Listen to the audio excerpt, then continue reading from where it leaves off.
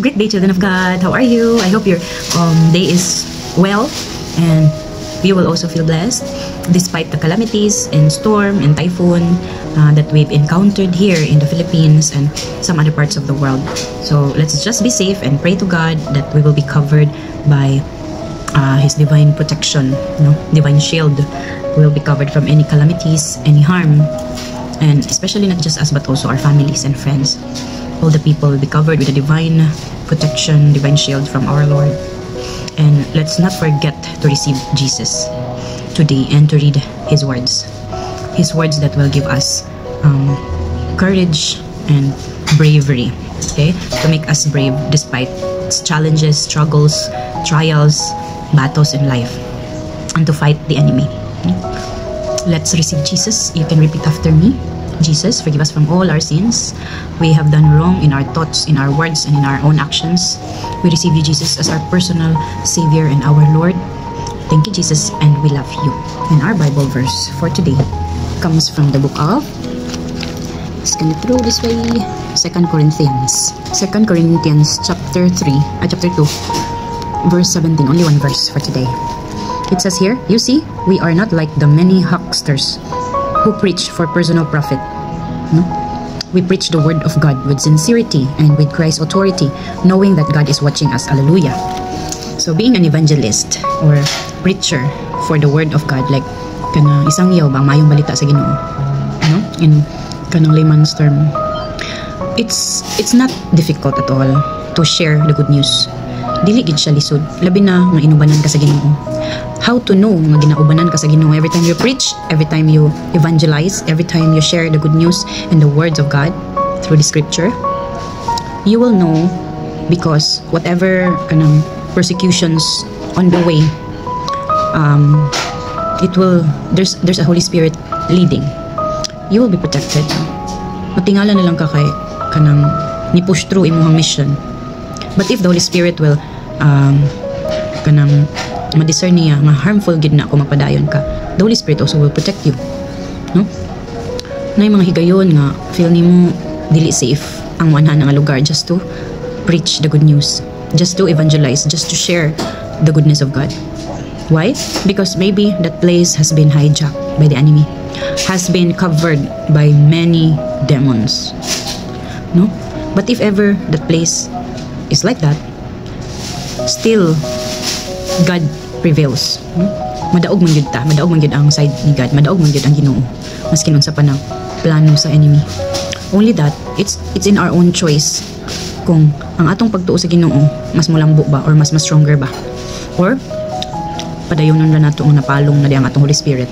Make it ignited, make your Holy Spirit fire in Jesus name. As what is written here in the scripture, we are not like the many hucksters. Unsa di ang hucksters? Unsa gid ang hucksters, as what it has been written here. Kato na siyang mga gapamaligya, gapang advertise, og bisan unsa gapang istorya, og bisan unsa nga pugson jud ka ba nga motuo ka kana. Nya puno sa bakak ang iyang ginapang istorya. Ug samok murag sa ba niyang ginapang istorya, murag samok man kay ni. That is what hucksters means. Samok nga irritating kaayo iyang ginapang istorya, then mamugos, nag-isog kaayo siya pero gipangisugan niya ang pagkabakakon ang hucksters. So they are the one who preach for personal profit. Preach lang sila kay kabalo sila nga makapangayo sila ana. Like for example, I'm preaching that our God is like this and like that. Especially if you give something sa amo na ay mo balik sa imuha nga something good kung mahatag ka sa amo so may nana ba. So murag lahi naman na, di naman na mao. Di naman na prinsipyo sa Ginoo nga kanang like giving or offering something, Sometimes kung di mo gudpud mo ingon sa mga tao nga kanang we have to return back something for the Lord.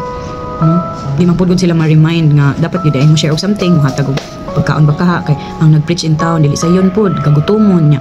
Mostly ra ba sa kanang mga evangelist kay kanang missionary gid ilaha nga kanang bahalag way kaon fasting to the max, kung kinsa lay mo hatag og pagkaon di na mabusog, kung kinsa lay mo offer og food and drinks that's the time nga ma-fill in ilang stomach.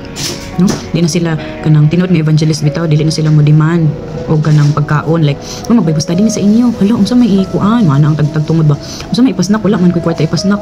So should be mo ana gid na ang kanang dili huckster nga ayaw na, dili man importante ang pagasto, ayaw na, ang importante imong madunggan ang word sa Ginoo nga para nimo, mabless ka kay nadunggan nimo ang mga pulong sa Ginoo. So ana siya dapat, no, compared sa mag-mention pag monetary, no, magpadungdungog nga hala uli ra ba mi karon pero wala mi ikapliti, no, dili na ana dapat. So we preach the word of God with sincerity and with Christ's authority, knowing that God is watching us.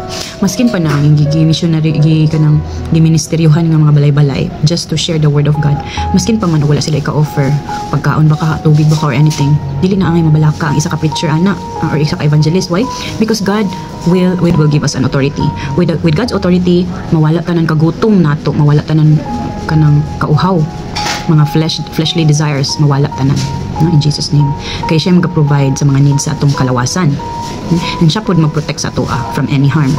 Kung harmful man ka na nga place ang adtuan sa mga evangelist, sa mga preachers, kanang muhunghong man pod or istorya man pod atong Holy Spirit ana, no, kaya ang Holy Spirit will keep you safe at all times, and it can smell danger on the way or ahead of your way, no, and mo discern na siya, moingon na siya sa imo nga ayaw lang sa dila lang sa tamo dayon kaya na aday toy danger.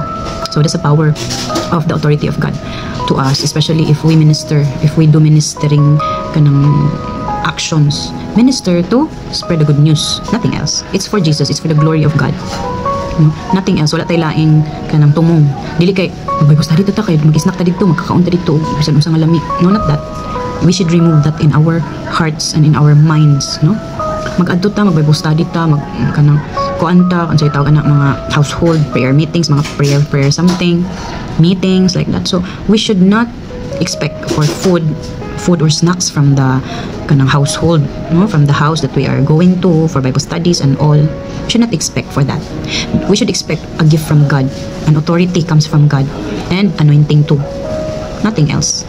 Balag walay pagkaon dili ta mo kana reklamo wala gutom kaayo gikan mi nag-Bible study wag gyud nagpa-snack ang giadtuan namo. No, we should not have that kind of character because Jesus is not like that, no. Dili na ang atong gituohan nga si Jesus, dili siya inanag batasan. So dili kay magsaligta kay human as we are, tao ra man sad gud ta makasala ginganin ana. No, we should remove that also into our minds, no. We are Christian, we are believers and followers of Christ. So the more ka mo follow, the more ka mo believe, no, maawat ka sa iyang character. Wala mo karakter si Jesus good nga dautan makadaot sa katawhan, wala man. Everything in Jesus is good, awesome, no, sweet, grabe ka, incredible. So there's no reason for us not to follow also Jesus Christ character. So kanang mga reklamo gutom kay uy wala may gipakaon, wala may gipasnack, no, it's not the character of Jesus. So your Bible study, your ministry will just end up into useless if you are expecting that way. So everything that we will do, especially of spreading the good news of the Lord, Bible study, house ministry, household ministries like that, any kind of prayer meetings, we should remove it from our minds in expecting any snacks or foods, because we are not there. We're not doing such activities of our God with that snacks and foods. Much better to have fasting, because we will return back all the glory to God. The more we sacrifice, the more we'll become more anointed and given an authority by our God. That's all for today, and be blessed.